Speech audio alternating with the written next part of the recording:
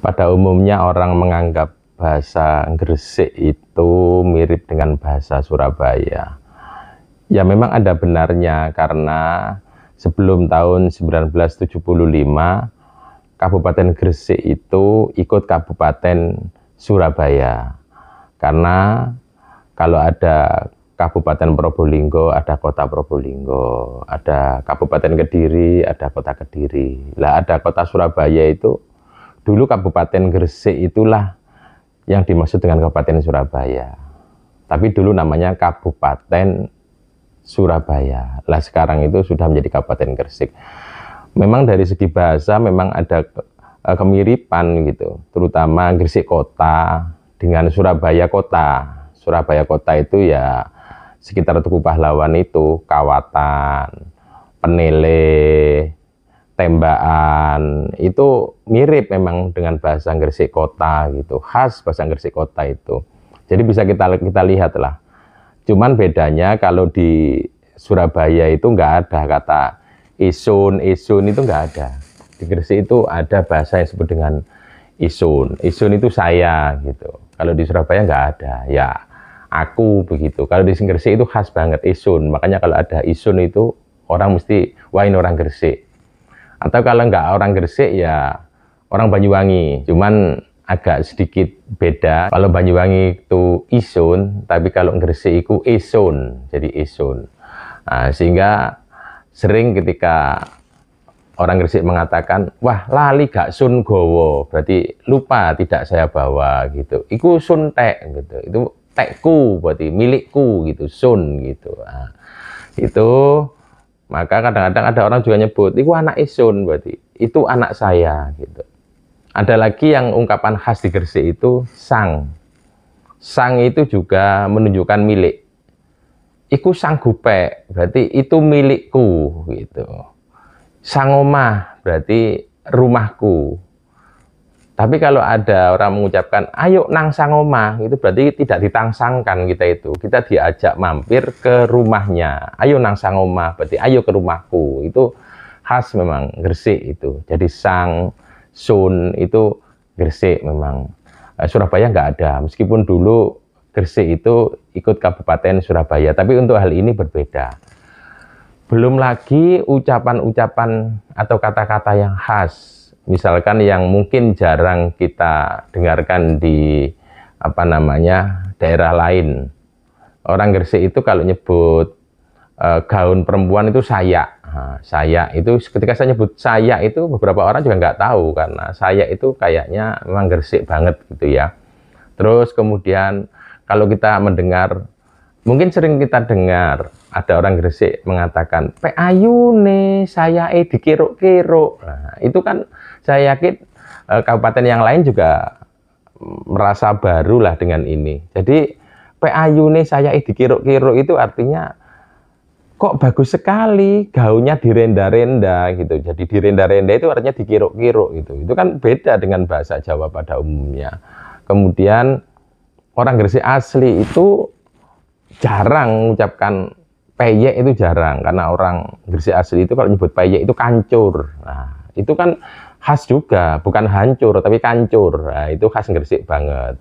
Kemudian ada lagi kiwan. Nah, kiwan itu mungkin jarang lah orang yang tahu bahwa kiwan itu adalah kamar mandi, toilet, itu kiwan. Tapi secara filsafati benar masyarakat Gresik disebut kiwan itu polai tempatnya di sebelah kiwo. Kiwo itu kiri. Dan urusan belakang itu selalu tangan kiri, maka disebut kiwo. Tempatnya kiwo jadi kiwan. Orang Gresik itu nyebut kiwan. Itu tempat mandi itu kiwan. Kemudian ada lagi pangkeng. Nah, pangkeng itu juga khas Gresik juga. Pangkeng itu artinya kamar. Turu nang pangkeng berarti artinya tidurlah di kamar gitu. Artinya pangkeng itu kamar. Ada lagi ketimang. Nah, ketimang itu mungkin ya saya yakin masih ada lah. Justru ini yang mirip itu Madura, ketemang kan gitu. Ketimang itu orang Gresik itu nyebut ketimang itu artinya sabuk ikat pinggang. Jadi ketimang. Dan banyak kata-kata yang mungkin juga tidak dikenal oleh daerah lain. Itulah khas Gresik. Tapi itu Gresik kota. Gresik kota, Gresik daerah luar kota beda lagi gitu. Bahkan orang Gresik kota itu khas banget, logat lagunya itu khas. Misalkan ya opo yo ket mau menang bae, ya itu Gresik kota asli itu. Artinya Gresik kota itu maksudnya ya sekitar Karangpo, Sukodono, Kemuteran, Bedilan. Tapi sama-sama teritorial kota, Lumpur dan Keroman itu beda lagi. Meskipun itu kota juga, karena di sekitar kota kan pesisir Lumpur dan Keroman itu. Kalau di Lumpur itu jelas beda banget bahasanya. Dalam artian ada ungkapan-ungkapan yang kadang-kadang sesama Gresik pun juga tidak paham. Dan yang paling khas di Lumpur itu, paling dihafal itu kalau nyebut kamu itu siro. Jadi isun apa itu lenang mas siro ya kan gitu. Iku tak iro tah gitu. Jadi artinya siro atau iro. Jadi itu sama maknanya. Siro dengan iro itu sama. Jadi isun begini dulu anak iro nang laut. Berarti artinya saya kemarin saya melihat anak kamu di laut gitu. Artinya bahasanya juga ada ungkapan yang khas dan logatnya juga beda. Anak iro tah? Berarti itu anak kamu tah? Gitu. Anak kamu kah? Nah, itu berarti Lumpur kan gitu kan. Jadi khas bahasa Gresik itu. Tapi yang dinamakan Gresik kota dengan bahasa kekhasannya itu juga tidak terlalu lebar gitu. Kalau kita bergeser ke Telogo Bendung saja, itu bahasanya juga beda. Tidak kayak ya opo yo dak demen isun, ndak ada di Telogo Bendung bahasa begitu, ndak ada. Meskipun Telogo Bendung itu hanya sebelah selatannya alun-alun, berarti artinya daerah penyangga alun-alun, tapi beda, bahasanya beda. Meskipun itu wilayah kota juga yang berada di sekitar Telogo Bendung itu.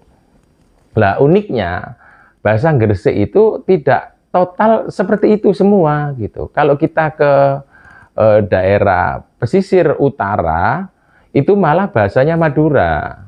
Kita tahu daerah Mengare. Bahasa Mengare, daerah Mengare itu daerah Mengare itu kecamatannya ikut bunga, tapi dia bahasanya Madura. Tapi juga ACDC, ada yang bisa bahasa Jawa juga. Jadi dua bahasa. Tapi bahasa Jawanya logatnya juga khas. Kayak percampuran agak Madura begitu. Jadi memang khas bahasanya.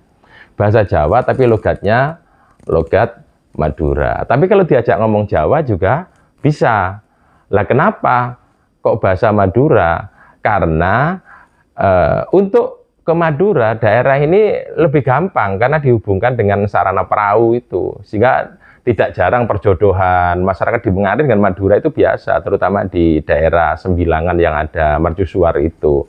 Jadi ke Madura itu bukan sesuatu yang sangat jauh, tapi cukup dekat sehingga perjodohan, bahkan kalau ada acara-acara keagamaan, orang Madura sekitar Sembilangan dan orang Mengare itu saling berkunjung, saling hadir itu biasa itu. Makanya bahasanya Madura. Dan kalau Jawa, Jawanya juga khas juga, bahasa Jawa, tapi logatnya Madura. Dan pintar juga berbahasa Madura begitu. Tapi yang berbahasa Madura di Gresik itu tidak hanya di Mengare saja. Kita tahu di Pengalangan itu masyarakatnya bahasanya juga Madura. Dan uniknya di daerah Bongso itu yang mengklaim keturunan Madura, dan memang secara etnisitas, secara tradisi, secara kebudayaan memang dekat dengan Madura gitu. Termasuk sarung-sarung yang dipakai itu biasanya kalau batik merah-merah, berarti khas Madura. Tapi yang lebih unik lagi di Bongso Wetan itu masyarakatnya mengklaim keturunan Madura atau pendatang Madura, tapi agamanya Hindu. Padahal orang menganggap kalau orang Madura itu ya mesti Islam kan begitu. Dan umumnya memang begitu, Madura itu kuat Islamnya luar biasa, maka berada di mana-mana orang Madura itu selalu membuat lembaga TPG macam-macam tentang keislaman. Tapi ketika di Bongso itu Hindu, dan masyarakat itu mengklaim saya ini keturunan Madura gitu. Ada lagi bahasa Madura yang ada di masyarakat Gresik itu di sekitar Wringinanom. Itu di salah satu daerah yang ada beberapa pedukuhan itu bahasanya bahasa Madura, dan tradisinya tradisi Madura. Cara ibu-ibu mengenakan kain sarung, juga Madura banget, suasana rumahnya juga Madura banget, tapi itu ada di Gresik. Memang Gresik itu khas, sehingga kita lihat suasana masyarakatnya ya Madura benar, dan kelihatan Islamnya juga betul-betul kuat, karena seperti yang kita pahami bersama, orang Madura itu kan identik dengan Islam, dengan segala atribut dan budayanya, itu di Wringin Madura. Dan bahasanya ya semi-semi Madura, semi-semi Gresik begitu, demikian juga di Bongso gitu. Nah, tapi beda lagi ketika kita ke selatan lagi, itu pengaruh bahasa Gresik itu sudah jauh berbeda dengan bahasa Gresik kota. Maka dia lebih dekat dengan Mojokerto bahasanya itu, baik pengucapan maupun kata-katanya itu mengikuti Mojokerto. Dan ini logis. Karena apa? Karena memang daerahnya berbatasan dengan Mojokerto dan Krian. Contoh, daerah Tanah Landean misalkan, yang berada di Kecamatan Balung Panggang, itu lebih dekat ke Mojokerto, sehingga kebutuhan-kebutuhan hidupnya itu untuk perbelanjaan, macam-macam kebutuhan, itu perginya ke Mojokerto. Bahkan anak-anak sekolah juga ke Mojokerto. Maka bahasanya juga pengaruh bahasa Mojokerto. Khas. Logatnya, beberapa katanya mengikuti Mojokerto. Bahkan kalau Gresik kota itu kalau manggil abang, kakak, itu kan cak gitu. Tapi kalau di daerah yang terpengaruh di Mojokerto, itu manggilnya go gitu. Jangankan yang jauh-jauh di Balung Panggang, di Menganti saja yang memiliki kedekatan dengan daerah selatan, itu juga beberapa memanggil abang itu go, artinya ikut Mojokerto. Jadi Gukmin, Gukman, Gukjan gitu, artinya Cakmin, Cakman, Cakjan begitu. Jadi khas pengaruh Mojokerto, termasuk intonasi bahasa, logatnya itu pengaruh Mojokerto.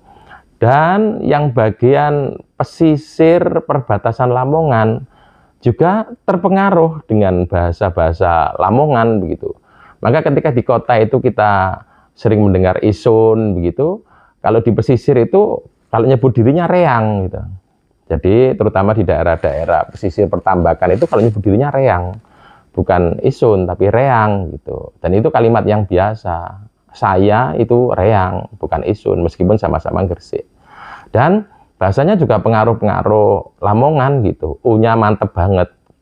Ika yomboh raro, roro aboh, sawaloh-waloh gitu. Jadi U-nya itu mantep banget gitu, bukan embuh gitu tapi mboh gitu. Jadi karena ikut pengaruh Lamongan, maka sering kita dengar itu putih gitu, jarang bilang putih tapi putih gitu.